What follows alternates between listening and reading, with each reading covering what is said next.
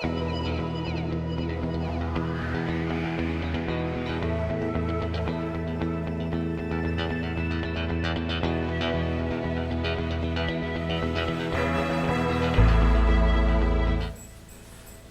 esmu Mareks Osovskis, Olimpiskās vienības fizioterapeits.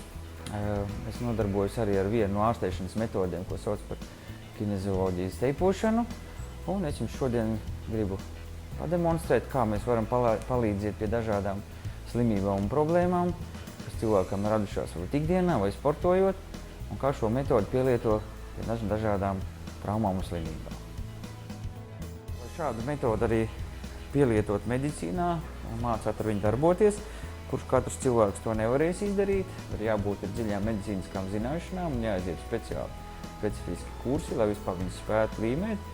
Jo viņš nav vairs kaut kāds parasts leiku plāksteris, viņš ir speciāli izstrādāts ar speciālu elasticitāti, kuru padodās attiecīgi viņu iestiepjot, un jāzina ir, kurā vietā un kā viņš pareizi ir jāiestiep, lai uzlīmējot, jo ar viņu var panākt dažādas efekts. Ja mēs nepareizi viņu iestiepjam, nepareizi uzlīmējam, mēs tikpat labi varam nevis palīdzēt problēmai, bet nodarīt arī pāri.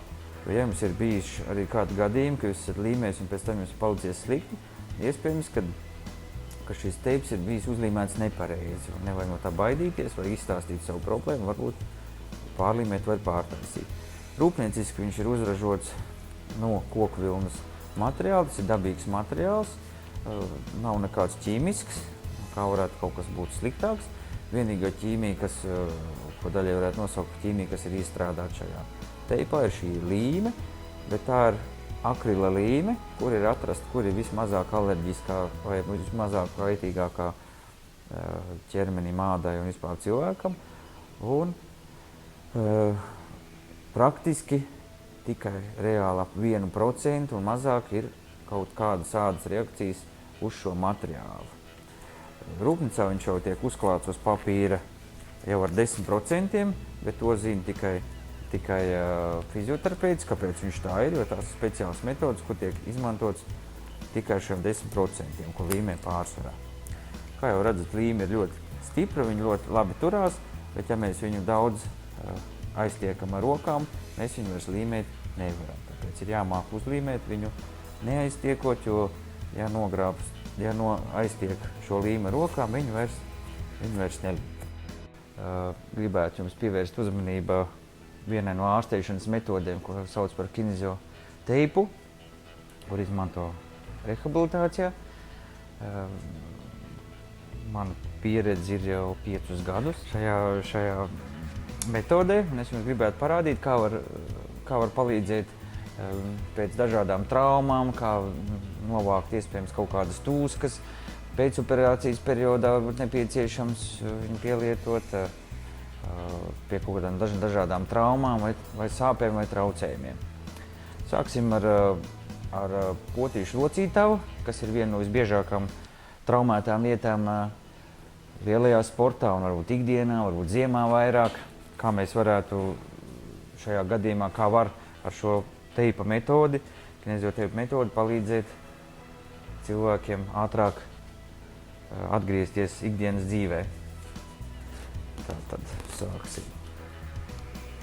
Ja cilvēkam ir sāpīgas kaut kādas potītas daļas, vai viņam ir pampums, teiksim, laterālās potītas mežģīmes, vai mediālās potītas mežģīmes, vai varbūt kaut kādas ikra traumas, vai dažādi muskuļu disbalansi un traumas, mēs varam ar šo teipa metodu to novērst vai uzlabot vai šo problēmu ātrāk atrisināt ar šo metodu.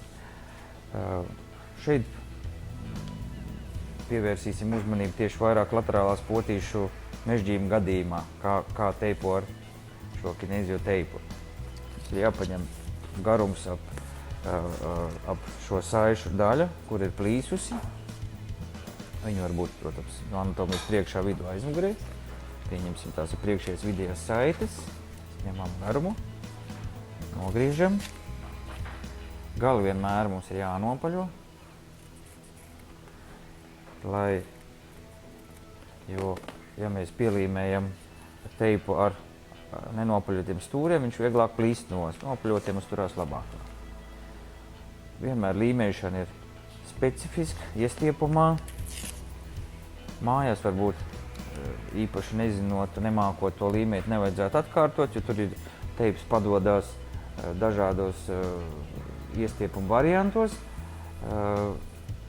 Atkarībā, kurā vietā, cik daudz vajag, tas ir jāmācās speciālos kursos un vajadzīga ir medicīnas izglītība, lai vispār ar viņu spētu strādāt. Tā kā, lai ar kinezio-teipu strādāt, būtu jābūt medicīniskai izglītībai un izietiem šiem kursiem. Tātad iestiepjam, uzlīmējam, gali mums nav brīvi.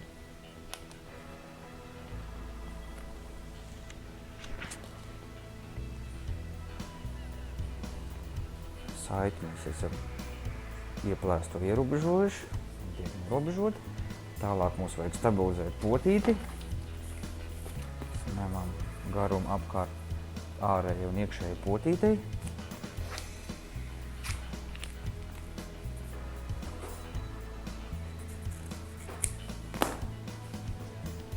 Līmējam no vidus. Specifiski atbrīvojam, nedrīkst to ar pirkstiem nedrīkst aiztikt, citādi līme var zaudēt savu darbību. Bez iestiepuma fiksējās pie papēža. Ar iestiepumu gandrīz līdz 100%. Līdz potīti beidas virspusē un galiņu pielīmējam brīvi. Otrā pusīte tas pats. Gandrīz pie maksimāla iestiepuma un ēnkurs pielīmējas brīvi.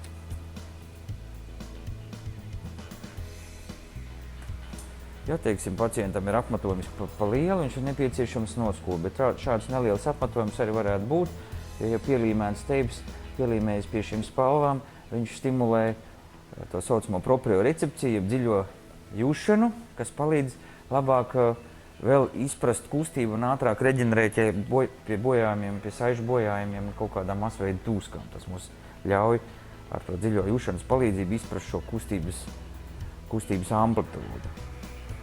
Šādā veidā mēs varam elementāri iestiprināt saiti, nostiprināt potīti, bet ja mēs gribētu vēl dziļāk iedziļināties, kad ir runa par muskuļu tonus zaudējumu un saižu plīsumu, kas ir smagākos gadījumos pie potītes mežģīm, tad mēs līmējam krietni sarežģītāk. Tātad, ja mēs gribam iedziļināties šajā problēmā vēl dziļāk, mēs varam strādāt arī ar muskuļu tehniku pievienot, stiprināt šos muskuļus, ja tas disbalans radies potīšu mežģību dēļ. Un tātad mēs ņemam arī klāt šo sānu muskuļu garumu, potīti ņemam klāt abās pusēs. Atkal galvenais jānopuļo. Pie muskuļu tehnikas, tātad muskulu sāda mums ir iestiepumā, līmējot būs. Sākumā, kamēr ankuru pielīmējam, viņš ir neitrāli. Līmējam ankuru virs muskuļu sākuma punkta. Iegūstam iestiepumu. Muskuļu tehnikā teips netiek iestiepts, viņš tiek izmantots tik daudz, cik viņš ir iestiepts jau rūpnīcā uz šīs līmplēves. Nonākam līdz potītei. Šo muskulu mēs esam sastimulējuši. Tālāk mums ir atkal potītes saišu tehnika. Mēs noliekam potīti neitrāli. Iestiepums atkal tuvu maksimāli, bet 100% varbūt. Uz pēdas brīvi un otrā pusē atkal tuvu maksimāli. Un ja mums ir pa garu, mēs nenoraujot papīru, nogriežam apaļu. Ja mēs noņemsim no papīra nost, teiksim, un gribēsim pēc tam nopaļot, tas ir ļoti grūti izdarāms, jo līme līp un viņš mums neļauj nogriezt. Viņš vienmēr jāgriež ar papīru kopā. Un ankurs atkal pielīmējas brīvi. Pēc tam kārtīgi viņš jānogludina, ir mūsu siltuma līme jāaktivizē. Un vēl potītei mums ir vajadzīgs stabilizējošs gabaliņš teipas priekš, tas saucamās priekšējās izslidēšanas, lai potīti mēs spētu virzienā uz priekšu līst ārā. Mēs paņemam garumu, griežam, nopaļojam galus, atrodam vidu.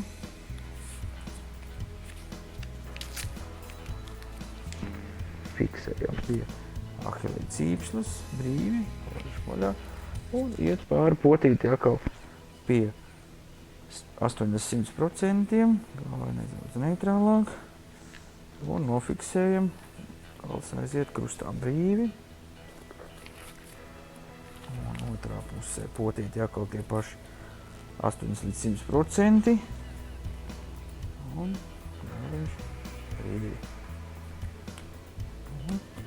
Tas mums būtu tāds samērā vienkārši palīdzības metode ar šo kinēziju teipu pie potītes mežģījumiem. Varbūt ir kaut kādas traumas, papēžu kaulās vai teiksim, mazākos kaulos arī pašā pēdā vai kādas citas problēmas. Varbūt ir sastiepti muskuļi, ko mēs varam pielietot šo teipu un šādu metodi.